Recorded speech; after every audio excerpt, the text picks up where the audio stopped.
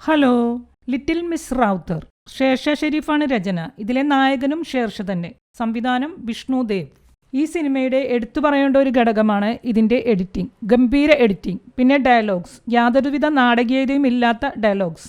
ഷേർഷയുടെ സൗണ്ടിൽ വരുന്ന ഇടയ്ക്കൊക്കെയുള്ള നരേഷൻസ്, രസകരമായ ക്യാമറ ആംഗിളുകൾ. ക്യാമ്പസ് സ്റ്റോറിയാണ്, തകർപ്പൻ അഭിനയങ്ങൾ. ഷേർഷയുടെ നായകൻ ഒരു രക്ഷയുമില്ല, പൊളി. കട്ടയ്ക്ക് നിൽക്കുന്ന ഗൗരി കിഷന്റെ നായിക, കൂട്ടുകാരൻ കളിയിക്ക, മറ്റെല്ലാവരും തന്നെ. പാട്ടുകൾ, അവയുടെ വിഷ്വൽസ്, BGM, ശരിക്കും ഒരു ന്യൂജൻ സിനിമ. ജീവിതം ഒരു ഹരമായി കൊണ്ടു നടക്കുന്നവർ, അവരുടെ ആഹ്ലാദാരവങ്ങളുടെ മുൻപിൻ നോക്കാതെ അർമാദിക്കുന്നതിൻ്റെ, മോഹങ്ങളുടെ, മനസ്സിനെ കാർന്നെടുക്കുന്ന മോഹഭംഗങ്ങളുടെ.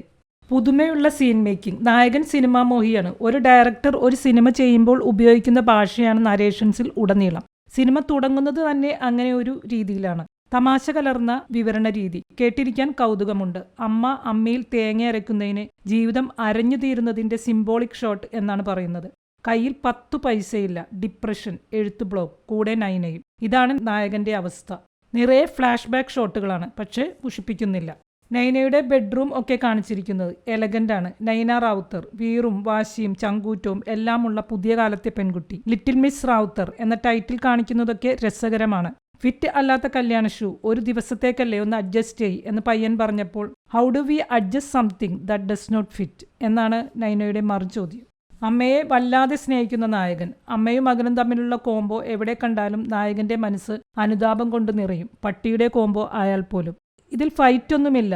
പാർട്ടിയിൽ വെച്ച് ഒരു ഫൈറ്റിനുള്ള സാധ്യതയുണ്ടായിരുന്നു, പക്ഷെ സ്വയം ഒതുങ്ങുന്ന നായകനെയാണ് നമ്മൾ കണ്ടത്. റോഡിൽ വെച്ച് നീ പോടാ പോ എന്ന് പറഞ്ഞ് വണ്ടിക്കാരനോട് തർക്കിക്കുന്നത്. ജീവിതത്തോട് ചേർന്ന് നിൽക്കുന്ന ഒരുപാട് മുഹൂർത്തങ്ങൾ ഈ സിനിമയിലുണ്ട്. കൂട്ടുകാരനുമൊത്ത് വീട്ടിൽ വെച്ചുള്ള സീനുകളും അടിപൊളിയാണ്. മനോജ് KU, നൈനയുടെ വാപ്പ, നൈനയുടെ വെല്ലിമ്മയും ഉമ്മയും, നൈനയുടെ കസിൻ, ഗർഭിണിയായ ഒരു ലേഡി, എബിയുടെ അമ്മ, ബുക്ക് വിൽപ്പനക്കാരി പെൺകുട്ടി, ഷൈൻ എന്ന പയ്യൻ, അങ്ങനെ മനസ്സിൽ തങ്ങിയേൽക്കുന്ന കുറേ കഥാപാത്രങ്ങൾ. ഇതിലെ നായകനെ പോലെ തന്നെ ഷേർഷയും കോർപ്പറേറ്റ് ജോബ് വിട്ട് സിനിമയിലേക്ക് ഇറങ്ങിയയാളാണ്. അതുകൊണ്ട് തന്നെ ഇതിലെ ഓരോ സന്ദർഭങ്ങൾക്കും ഒരു ജീവനുണ്ട്. കുറച്ച് കാര്യങ്ങളോട് വിയോജിപ്പുണ്ടെങ്കിലും രസകരമായി ഒരു ചിരിയോടെ, അല്പം വിഷമത്തോടെ ഒക്കെ കണ്ടിരിക്കാവുന്ന ഒരു സിനിമയാണ് ലിറ്റിൽ മിസ് റാവുത്തർ. കണ്ടവരുണ്ടെങ്കിൽ അഭിപ്രായങ്ങൾ കമൻറ്റ് ചെയ്യുമല്ലോ. വീഡിയോ ഇഷ്ടമായെങ്കിൽ ലൈക്ക്, ഷെയർ ആൻഡ് സബ്സ്ക്രൈബ്. ഇനിയും മറ്റൊരു വീഡിയോയിൽ കാണാം. ബൈ.